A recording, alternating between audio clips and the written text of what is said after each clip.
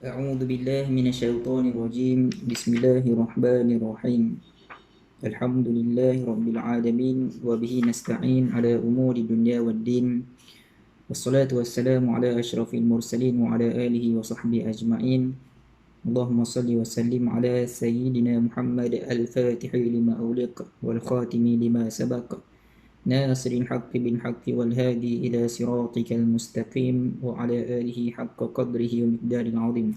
Assalamualaikum warahmatullahi taala wabarakatuh. Kepada para jemaah kampung Senama, alhamdulillah, bersyukur kepada Allah Subhanahu wa taala. Hari ini kita tidaklah dapat bersua muka, tetapi kita dapat menyambung sesi pengajian kita yang telah lama tertangguh melalui sistem atas talian sahaja, memandangkan keberadaan saya ni berada di luar Negeri Sembilan, makanya kaedah ini diguna pakai untuk kita meneruskan sesi pengajian kita. Harap semua para jemaah boleh meluangkan masa untuk bersama-sama dalam sesi pengajian ini ya. Jadi dalam sesi pengajian ini saya akan rumuskan sahaja pengajian kita yang tertangguh ya, berdasarkan kepada ayat-ayat suci Al-Quran yang terdapat dalam kitab Tafsir Al-Quran dalam juzuk yang ke-6 surah Al-Ma'idah ini. Jadi sebelum ni kita berhenti dalam juzuk yang ke-6 ini, surah Al-Ma'idah, pada ayat yang ke-9 boleh, ayat ke-8 boleh. Jadi kita akan sambung pada ayat yang ke-9 boleh, dan hingga ke ayat yang ke-26 lah saya rumuskan ya. 9 boleh ke 26 pada malam ni insya-Allah. أعوذ بالله من الشيطان الرجيم بسم الله الرحمن الرحيم يا أهل الكتاب قد جاءكم رسولنا يبين لكم على فترة من الرسل أن تقولوا ما جاءنا من بشير ولا نذير فقد جاءكم بشير ونذير والله على كل شيء قدير. Hai orang-orang ahli kitab, sesungguhnya telah datang kepada kamu utusan kami. Jadi Allah Subhanahu wa taala ya, dalam ayat ini dia membuka dengan ayat ya ahlal kitab. Ya, Quran ni dia banyak. Dia ada ya ayyuhalladzina amanu, ya ayyuhan nas. Ya, ini ya ahlul kitab.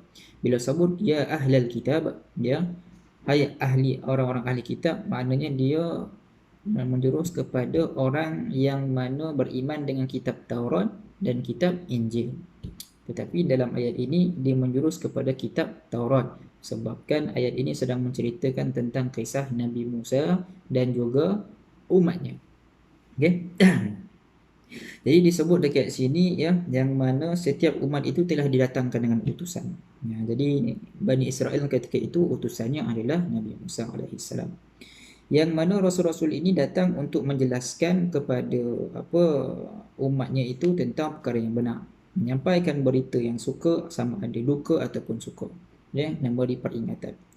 Di dalam ayat ini dia menyebutkan yang mana Nabi Musa alaihissalam ni dia telah memperingatkan kepada umat dia ya, yang mana selepas umat Nabi Musa ni, Bani Israel ini telah diselamatkan oleh Allah Subhanahu wa taala daripada pemerintahan Firaun dengan Allah Subhanahu wa taala membelah Laut Merah.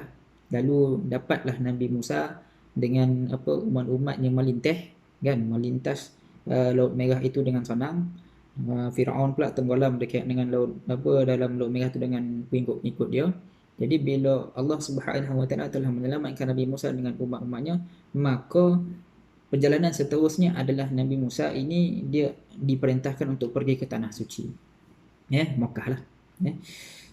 Yang mana ketika itu tanah suci ini dia dalam ayat ini dalam ayat yang ke-20 berapa ayat yang mana 24, 23 dengan 24 ni menyebutkan, dan dalam tafsir pun menyebutkan, okey, tanah suci ketika itu telah diduduki oleh orang Kan'an. Orang Kan'an ini disebutkan dalam pentafsiran dia adalah orang yang gagah, yang besar badannya, yang perkasa. Okey. Dari situ. Jadi Allah memerintahkan Nabi Musa, lepas dah melintah Laut Merah tu, pergilah korang semua dekat tanah suci. Hidupkan tanah suci itu. Pergilah berperang dengan kaum Kan'an itu. Jadi Nabi Musa ini bila dah sampai dekat padang pasir itu, sebelum nak sampai ke tanah suci itu, Nabi Musa mengarahkan kepada 12 orang ketua Bani Israel untuk pergi melihat, meninjau kawasan lah. Itu perkara apa kebiasaan lah bagi orang Arab kan, tinjau dulu kawasan. Sebab kita nak pergi berperang ni, tinjau dulu. Jadi 12 orang ketua tu bila pergi, mereka berasa takut sebab orang Bani Kanaan ni dia besar-besar, dia gagah. Jadi bila dia takut, dia balik kepada Nabi Musa. 10 orang daripada 12 orang itu memberitahukan kepada Nabi Musa yang mana mereka tak nak masuk tanah suci tu. Sebab apa? Takut. Dia kerana besar badan kaum orang-orang Kanaan ni. Tapi lagi 2 orang mereka suruh masuk. Sebab apa? Sebab takutkan Allah Subhanahu wa taala. Jadi dalam banyak-banyak orang kaum Bani Israel ini ada juga yang beriman dengan Allah. Jadi kita tak boleh nak mengherdik keterlaluan sangat kepada Bani Israel. Takut nanti kita mengherdik orang-orang yang beriman kepada Allah Subhanahu wa taala. Jadi dalam ayat ini, ayat 21 tu disebut, hai kaumku, masukilah tanah suci. Ya qaumi dakhulul ardal muqaddasata allati kataballahu lakum. Allah suruh ni. Tadi Allah dah selamatkan. Allah dah selamatkan derang semua daripada Firaun. Lepas tu Allah perintahkan. Macam kita lah, kita tolong orang. Lepas tu kita tolong orang, kita suruh dia buat sesuatu. Jadi dia tak nak pula. Padahal kita dah tolong dia tadi. Gitu, macam tu lah. Macam tu lah dia kias. Allah ni dah tolong dia orang tadi daripada kekejaman Firaun. Lepas tu Allah perintahkan supaya mereka masuk ke tanah suci, mereka tak nak. Orang Bani Israel tak nak sebab takut. Dalam lingkungan 200,000 orang tak silap. 200,000 orang tak silap saya lah. Jadi dekat situ dia takut. Maka bila dah didakwahkan oleh Nabi Musa, didakwahkan Musa, maka mereka pun tak nak juga masuk. Maka pada ayat yang ke-25 Musa pun berkata kepada Allah Subhanahu wa taala, qala rabbi inni la amliku illa nafsi wa akhi fafruq bainana wa bainal qaumil fasiqin. Yang mana Musa pun berkata, wahai Tuhanku, sesungguhnya saya tidak berkuasa untuk memaksa mereka masuk sebab dah mereka tak nak. Kan? Maka kau pisahkanlah aku dengan saudaraku ini Nabi Harun ketika itu, dan juga umat-umat dia yang nak ikut Nabi Musa daripada mereka yang tak nak ikut. Pisahkan. So ayat yang ke-26 Allah menitahkan yang mana mereka itu terpisah. Jadi mereka itu Allah telah berikan hukuman dengan apa? Mereka duduk di padang pasir itu selama 40 tahun. Ayat yang ke-26 sebut. Mereka tersesat. Maksudnya dalam lingkungan padang pasir yang besar tu mereka sesat. Duduk dalam tu dia pergi cari jalan keluar pun tak boleh. Dia pergi datang balik ke tempat yang dia ada. Dia pergi datang balik tempat yang dia ada. Gitu. Gitu. Tempat mana yang dia mula, kat situlah dia akan datang balik. Jadi itu nak menandakan betapa nak mengobarkan balasan yang Allah Subhanahu wa taala berikan kepada orang-orang yang tidak taat kepada rasulnya ketika itu. Ketika itu 40 tahun bukan lama tu. Bukan sekejap, lama. 40 tahun. Jadi nak dikhabarkan dalam pentafsiran menyebut selepas 40 tahun itu maka pupuslah umat Bani Israel yang telah pun disesatkan oleh Allah Subhanahu wa taala di padang pasir tersebut. Pupus. Yang tua-tua semua 40 tahun kan. Kalau yang ketika itu umat dia umur 30 tahun, campur 40 dah 70 tahun. Kan, jadi telah wafat, mati semua. Yang tinggal hanyalah pemuda-pemuda yang mana ketika disuruh itu umur dia dalam lingkungan 20 tahun ke bawah.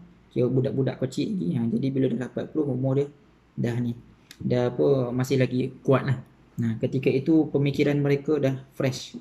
Jadi antara hikmah dia bila Allah Subhanahu wa taala meletakkan hukuman seperti itu, semua kaum Bani Israel yang mana dalam kepala dia tu menyembah berhala, pemikiran buruk, songsang semua dah mati.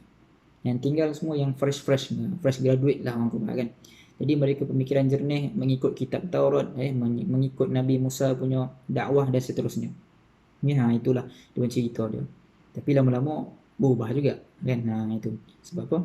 Sebab Bani Israel nama doge, macam itulah disebut juga dekat dalam ini sebelum dalam ayat ini juga disebutkan sebelum diperintahkan mereka pergi ke tanah suci itu, Nabi Musa telah menyebutkan dekat dalam pada umat dia yang mengikut tu, dia menyebutkan yang mana pada akhir zaman nanti akan ada nabi yang mana akan lahir, nabi akhir zaman bersusur galurkan daripada Nabi Ismail alaihi salam, bukan Nabi Ishaq. Bersusur galurkan Nabi Ismail alaihi salam. Kalau susur galur Nabi Ishaq, lahirlah Nabi Musa. Kalau susur galur Nabi Ismail, akan lahirlah Nabi Muhammad sallallahu alaihi wasallam. Jadi semua orang Bani Israel itu dengar time tu, mereka mengiyakan. Okey, mereka mengiyakan. Ketika itu sahaja. Ketika itu. Lepas itu pergi kat bawah-bawah semua tahu tapi buat-buat tak tahu. Buat-buat tak tahu. Jadi mana kebab doge sombong lah orang kebab.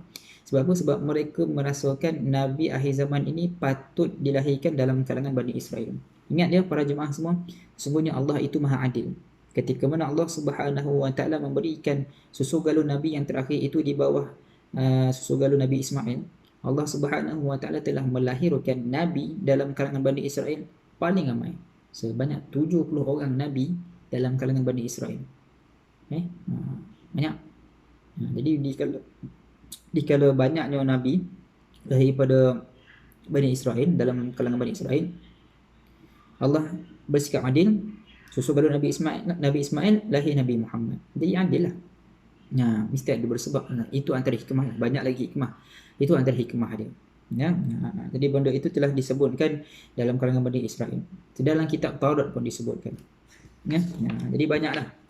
Antara kisah lain dalam ayat ini, Nabi Musa menyebutkan yang mana Allah Subhanahu wa taala telah memberikan nikmat anugerah kepada Bani Israel ni banyak. Antaranya itulah tadi, Laut Merah terbelah. Lepas tu mereka telah mendapat nikmat apa?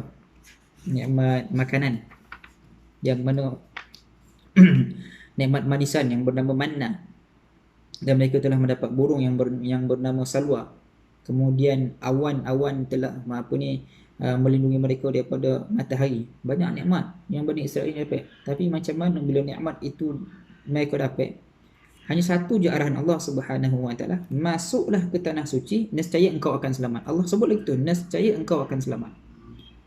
Tak juga masuk. Walhal Allah dah bagikan banyak nikmat. Itu nak ngobarkan, Allah nak menunjukkan, bukan nak apa, dia nak menunjukkan satu sikap yang mana tak sepatutnya ada dalam diri kita, iaitu apa? Doge, sombong, bongkak. Jadi bila kita ini berada di dunia Allah Subhanahu wa taala ini, kita kena merendah diri. Kita kena berhati mulia. Kita kena melihat siapa yang bantu kita. Siapa yang berada di belakang dan di hadapan kita. Tidak bertempat, tidak boleh dilihat. Sentiasa berada di mana-mana. Bila makan. Wujuduhu bila makan. Kewujudan Allah Subhanahu wa taala tidak bertempat. Bukan nak mengatakan Allah itu tidak memiliki tempat, tetapi dia berada di mana-mana. Berada di mana-mana itu maksudnya apa? Maksudnya dia melihat kita. Kalau kita menyebut Allah itu bertempat, maka dia sama dengan kita. Kita pun bertempat. Gitu. Jadi kita bertempat kita ni dekat bumi. Jadi Allah itu tidak bertempat. Wujuduhu bila makan. Itu dalam bab akidah lah. Jadi itulah ya para jemaah semua, dalam ayat yang ke-19 sampai ke-26 surah Al-Maidah ini, itulah penceritaannya. InsyaAllah pada pertemuan akan datang kita akan sambung pada ayat yang ke-27 hinggalah InsyaAllah kalau saya tak ada apa dalam sampai ayat yang ke-32. Secara rumusan lah saya akan rumuskan, ataupun sampai ayat yang ke-35 pun boleh insyaAllah. Biiznillah. Jadi itu sahaja pertemuan kita, perkongsian ilmu kita pada malam ini. Moga-moga kita mendapat iktibar daripada kisah Nabi Musa alaihi salam ini. Banyak lagi kisah Nabi Musa ni memang banyak, sebab dia Rasul Ulul Azmi. Banyak yang mana masyhur, yang boleh kita jadikan teladan.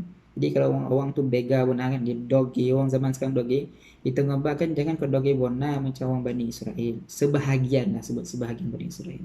Degil sangat, degil. Allah sebut dia tak nak dengar. Dia nyebut ya. Jadi itulah insyaAllah kita akan sambung pada pertemuan akan datang, dalam video akan datang pada ayat yang ke-27 surah yang sama ya. Itu sahaja daripada saya ya, para jemaah semua. Minta maaf atas salah silap, dan semoga kita semua mendapat manfaat daripada pengajian ini insyaAllah. Aku qauli hadza astaghfirullah li wa lakum. Wassalamualaikum warahmatullahi taala wabarakatuh.